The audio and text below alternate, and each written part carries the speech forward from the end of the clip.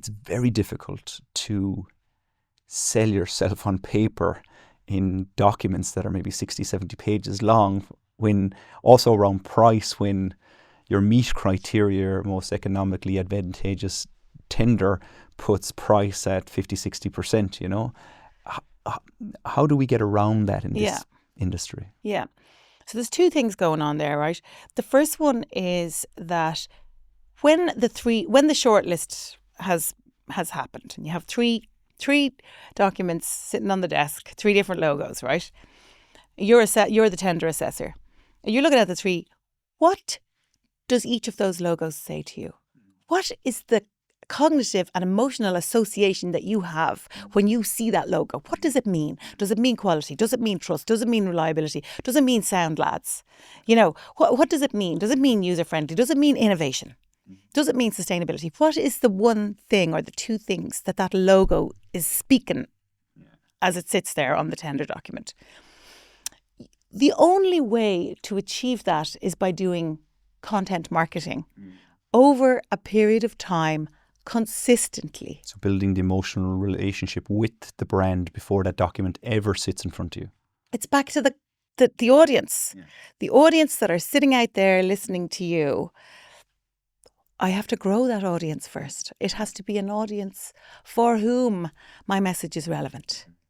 It has to be an audience who has problems that I know I can solve. It has to be an audience for whose headaches I have Nurofen. Yeah. Okay? So that's the first thing you have to do. You've got to grow that audience. Grow it and grow it and grow it. That's a long-term objective now. Consistent. Every day, every week, showing up consistently with a message, with a message that you have spent time to develop. That logo needs to mean something. And that logo, if you don't invest in the meaning of it in your brand, then when your logo appears on the desk, it won't mean anything. It won't speak to the assessor, right? It won't emotionally reach them. Yeah. Okay, that's the first piece. The second piece is the tender document is an opportunity for you to put a very strategic piece of marketing in front of somebody who has a job to give you. It is a magical moment. It is, you have achieved alchemy. Okay? So you have somebody who's assessing your tender. Sorry, Lars.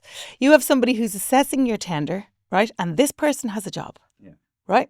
So what you have done is you have succeeded in getting a piece of marketing directly into the inbox of somebody who actually has a job. Yeah. Magic. Right? So you better bloody well make sure that tender is telling the authentic narrative of your unique DNA as an organisation. And you better make sure that you haven't just thrown the kitchen sink at it with boilerplate text and copy and paste out of other tenders. Yeah. And you better make sure that you have answered the questions that tender assessor has asked you properly and relevantly, and not just being like, oh, I wrote about community engagement before. I'll throw that in. Community liaison, or patchwork quilt of patchwork submission. Quilt. I have a piece on innovation. I'll just grab that piece on innovation and I'll just copy and paste it and dump it in. You know, maybe we'll have a picture of our BIM manager. You know, and you can see that happening, and you that can is see happening today. The documents, and often it comes down to: do people have enough time to do it, or are we allowing people enough time to put that effort into it? And maybe that becomes the criteria associated with how we tender, is actually our response needs to be unique, because the questions and requirements are unique to the organisation we're tendering for and the project we're tendering towards. My old boss, who I won't name, but he knows exactly who he is, once said to me, construction is a commodity. Okay? You win on price. And relationships. I think he might have said that. I'm paraphrasing here, don't come for me. But that was like somebody threw down a gauntlet, you know? And me and Bruce had to run it through with it. Yeah. Like, I was like, I don't think it's true that it's a commodity. I don't believe in the commoditization of construction. I think that all of these professional services firms, contractors, subcontractors, property investors, all have a unique story to tell. They are all the right fit for certain projects. Yeah. You know, like I have contractors who work in resi and professional services firms who work in resi, and what they have done is they have developed a way of building resi, LRDs, that they'll make money from, right? Subcontractors, contractors, professional services firms. I have others who wouldn't touch it with a barge pole because they say they can't make money at it. Yeah.